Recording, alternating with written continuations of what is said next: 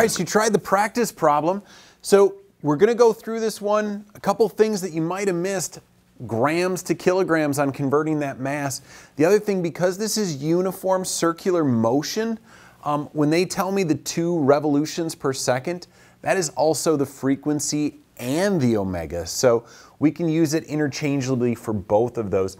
So whether you identified it as omega and changed it to radians per second and then use this equation to find the period, or whether you identified it as frequency as just 2 revolutions per second and then use this equation to find period, either way is fine. So then for part B, when you want to find omega, if you went ahead and did that first and just converted revolutions per second to radians per second, you're already there at that 12.6. If you used frequency and found period, you could then use 2 pi divided by period to get omega. Really, that's all this equation is doing, is converting revolutions to radians there.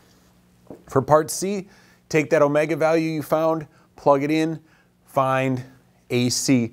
For part D, that is where you're going to have to draw your free body diagram, identify the direction of AC as positive. Remember, AC always points radially inward.